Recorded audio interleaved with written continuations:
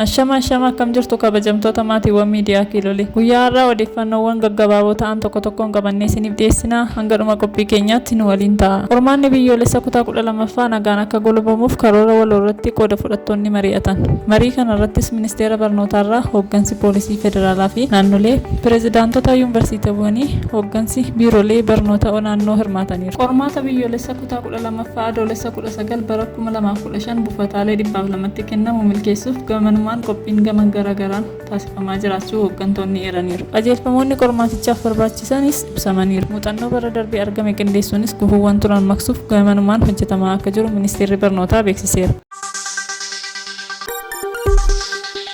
Muummichi ministeeraa Dr. Abiy Ahmed torbanoota kana keessa ashaaraa magariisaa kaa'uun dhaamsa isaanii hedduminaan dabarsaa jiru. Guyyaa har'aa karaa fuula miidiyaa hawaasa isaanii kaa'aniin sagantaa ashaaraa magariisaa keenya golee biyyattii hunda akka ga'uuf kan kaayeffamedha. Har'a godina Oomoo Kibbaa aanaa Nyaagaatoomitti ashaaraa keenya kaawwanneerra. Carraaqqiin keenya bakka akkanaa hongee dandamachuuf kan yaadamedha. Hojiiwwan akkasii itti fufsiisuudhaan biqiltuuwwan nyaataaf ta'an dhaabnee bu'aa gaarii argachuu ni dandeenya jechuunis dubbataniiru.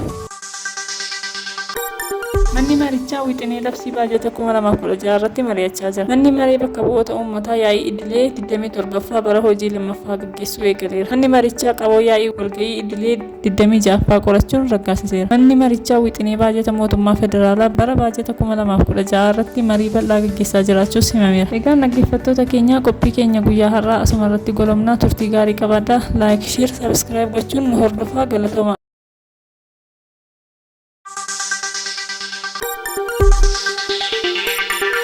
Thank you.